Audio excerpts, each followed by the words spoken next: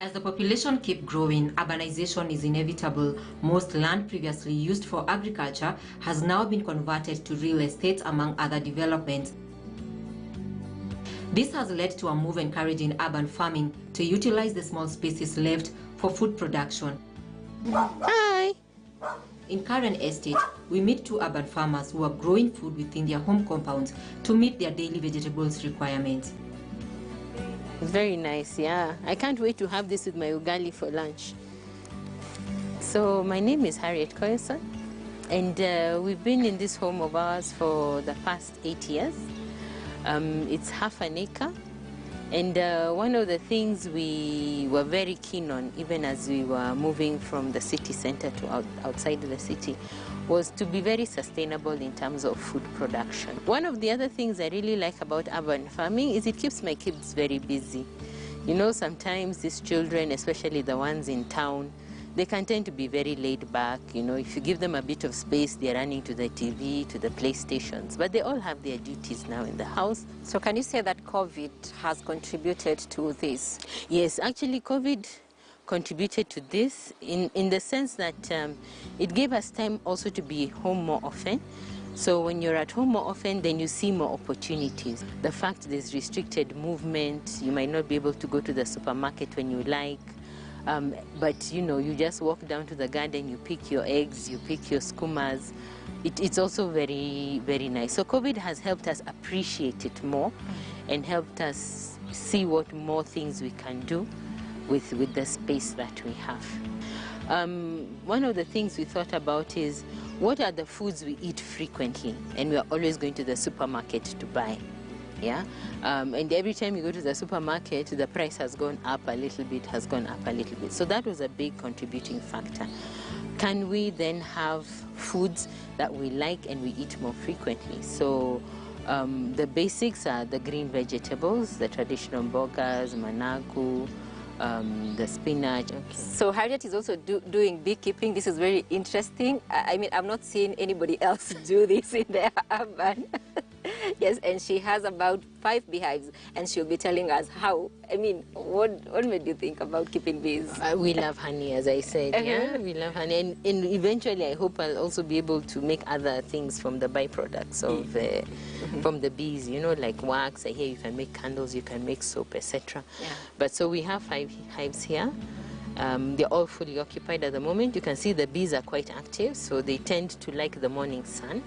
So the soldier bees go out and look for the honey, for the nectar. They bring it back. You can see we also have a lot of forest here. We also have flowers in the garden, so they're able to go out and get nectar. We also have a good supply of water for them.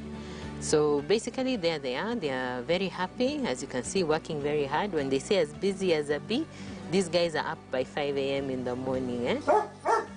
We have 6 German Shepherds, and one of the things we also do is we breed them. We breed dogs. These are our youngest ones, Zeus and Hera. Those are our oldest ones. Then Ellie is there. She's a black German Shepherd, and then we have Alpha. Yeah. So how much do you sell at? The pure breed, so they also have pedigree, and then you have the ones that are not pedigree. The pedigrees go for between 50 and 80,000. The non-pedigree may be 40,000. Yes. I can see a beautiful multi-story garden here. As we were also just sort of designing the garden, we were very conscious then that there must be some spaces where we will be able to grow vegetables. So you can see in between the flowers we have the vegetables. One we planted also about a month and a half ago. We're also eating these ones. These ones actually are quite resilient. It's very nice, yeah. I can't wait to have this with my ugali for lunch. With my eggs, I'll fry 2 eggs from the chicken. With a space of 4.5 feet, which is now the base diameter of our Wonder multi-story garden. If you grow the crops the normal way, the maximum you can do on the space is 16 plants.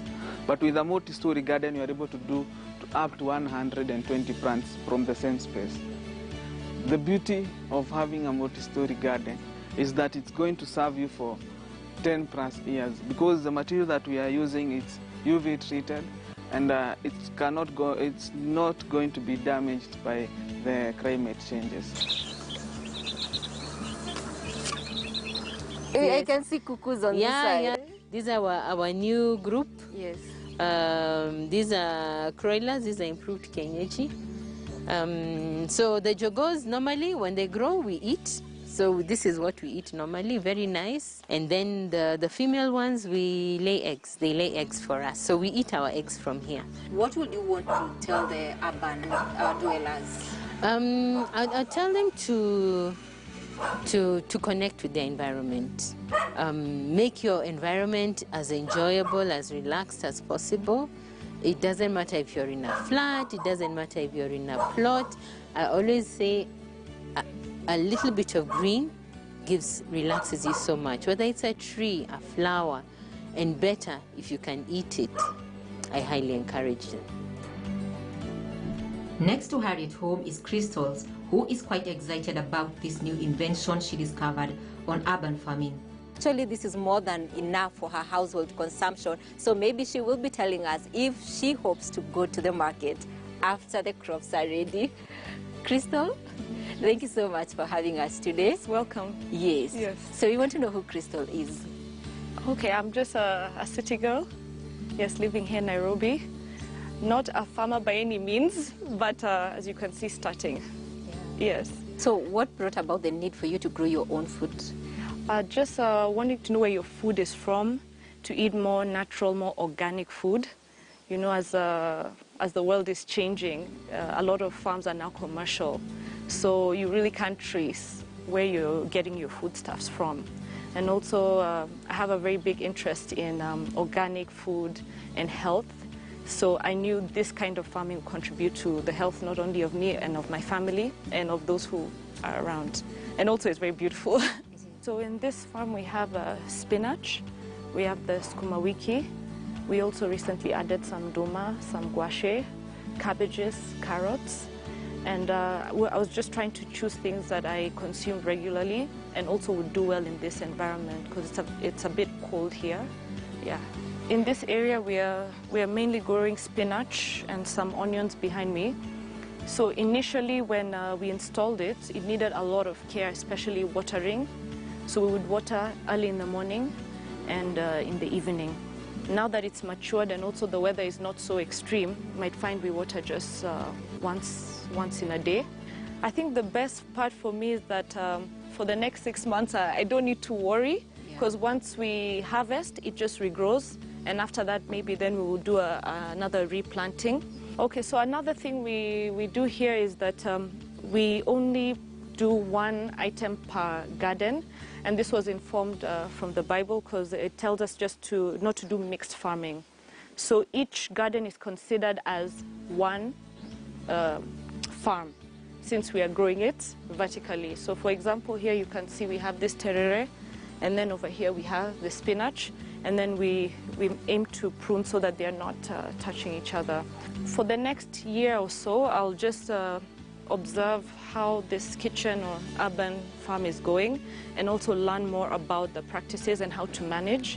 And maybe in the future I might consider expanding and commercializing. So we get a lot of waste from our household activities, like on a daily basis, talk of peelings, talk of leftovers, and Crystal has found a way to convert all of that into gas. Maybe you can tell us more about that. Yes. So here we have a small biogas unit. So initially, when we set it up, we filled it full of cow dung, and it took about a month and a half for it to mature and start producing gas. So actually about a day ago I used the gas for the first time. It produced a good flame. So for this size unit it will give you about 2 hours of gas a day. Yeah, so this has been such a benefit because the bioslurry that comes out from the biogas, it also has pesticidal benefits to the garden, because it increases the good organisms in the garden. It kind of works like your gut. You're increasing the good organism and then you reduce the bad organisms. Yeah, so we get some 2 hours of gas a day and manure. We don't have to go buy manure. So we mentioned earlier that the farm is 100% organic, and one of the aspects in organic farming is by using compost. And Mike here is practicing vermiculture, which is the production of worms, which are used to decompose waste material. Mike, Yes. Tell us more about vermiculture and what it is that you're doing with this. Vermiculture is the use of green waste and manure to create organic fertilizers, and it's very rich. It has all the NPKs and the micronutrients.